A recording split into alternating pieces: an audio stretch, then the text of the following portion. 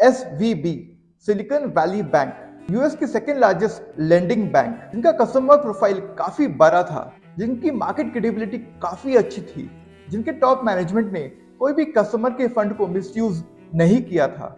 आज वो बैंक रातों रात बंद हो जाती है, उसका दिवालिया निकल जाता है। कस्टमर के 14 लाख करोड़ अब उस बैंक में है और उनको पता नहीं कि वो पैसे कब और कितने मिलेंगे। 2010 में भी कुछ ऐसा ही हुआ था। एक बैंक के कोलैप्स होने पर पूरी इंडस्ट्री और पूरी इकोनॉमी कोलैप्स हो गई थी। क्या अब फिर वापस से वैसा होगा?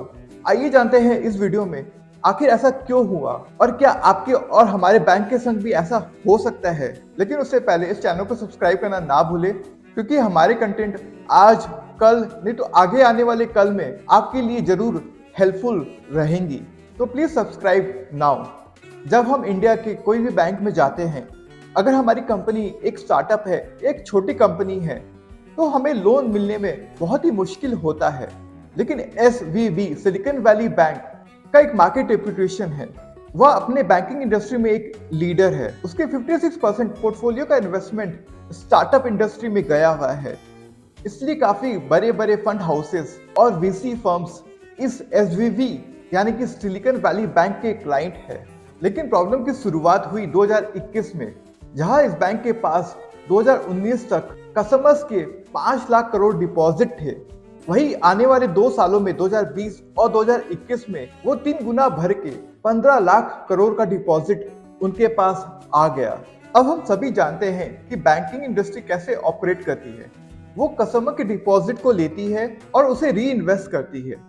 तो अगर एग्जाम्पल को देखा जाए, उसने कस्टमर के डिपॉजिट को इन्वेस्ट किया, वहां से 10% का रिटर्न आया, उन्होंने कस्टमर को 6% का रिटर्न दिया और जो 4% का डिफरेंस आया उसी से वो अपने ऑपरेटिंग एक्सपेंसेस और प्रॉफिट को बुक करती है। लेकिन 2021 में जब उसके पास कस्टमर की डिपॉजिट 3 टाइम्स इंक्रीज हो गई, तो उसने सोचा अब ये पैसा कहाँ लगाया जाए, क्योंकि उनको अपने कस्टमर्स को इंटरेस्ट देना ही था। उसका नतीजा यह निकला कि उसने अराउंड 6.5 लाख करोड़ का सिक्योरिटी एसेट खरीद लिया, यानी कि वो एसेट जो कि सिक्योर था और जिसके आगे आने वाले 10 सालों के रिटर्न फिक्स थे। और उस तरह से वो अपने कस्टमर्स को इंटरेस्ट देने लगा और अपने प्रॉफिट को बुक करने लगा। लेकिन फिर आई कोविड के 2 सालों में यूएस के सेंट्रल बैंक ने इकोनॉमी संभालने के लिए काफी नए मनी को प्रिंट किया। लेकिन उसका साइड इफेक्ट ये हुआ कि कोविड के बाद यूएस के इकोनॉमी में इन्फ्लेशन जैसी इश्यूज आ गई। तो 2022 में इन्फ्लेशन को संभालने के लिए यूएस के सेंट्रल बैंक ने बैंक के इंटरेस्ट रेट को काफी अप कर दिया, यानी कि अब कस्टमर्स के लोन महंगे हो जाएंगे, लेकिन वहीं पे अब उसके बैंक के सेविंग्स में ज्यादा इंटरेस्ट मिलेगा। यहीं पे शुरुआत हुई SVB की ट्रबल्स।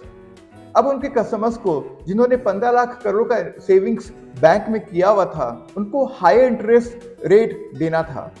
लेकिन उसने उस कस्टमर के पैसे को एक फिक्स जगह इन्वेस्ट कर दिया था जिनका रिटर्न फिक्स था। तो अब बैंक में आने लगी लिक्विडिटी की इश्यूज, यानी उनको कस्टमर्स को ज्यादा रिटर्न देना था, लेकिन उनके पास इतनी इनकम की सोर्सेस नहीं थे।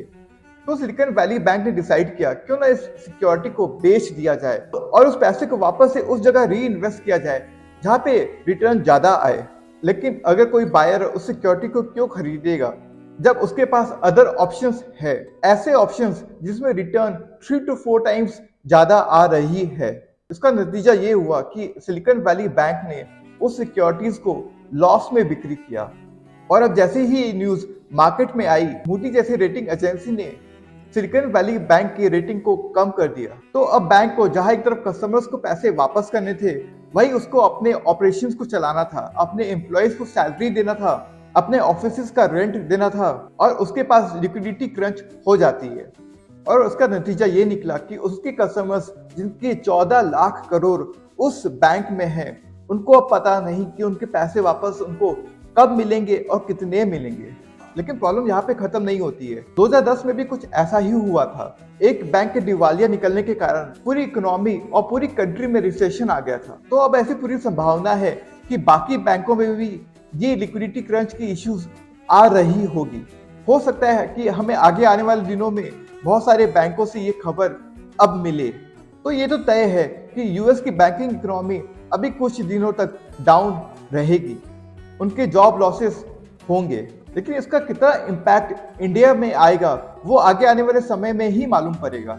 हालांकि एक्सेल पार्टनर जैसे वीसी फर्म्स और कुछ आईएसआरटीज जैसे स्टार्टअप्स में एसवीबी यानी कि सिलिकॉन वैली बैंक का इन्वेस्टमेंट है।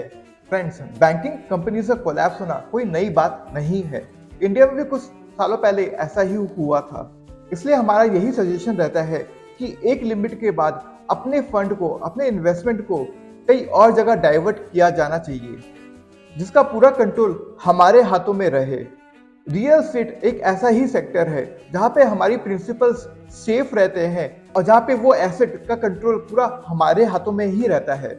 और वाइडर्स कैपिटल में हम अपने इन्वेस्टर्स को यही बोलते हैं कि ऐसे प्रॉपर्टीज में इन्वेस्ट करें जहां पे आपकी रिटर्न अच्छी हो, लेकिन जहां पे आपकी प्रिंसिपल भी सेफ हो।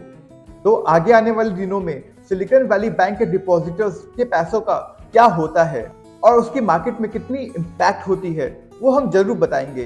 तो आप चैनल को सब्सक्राइब करना ना भूलें।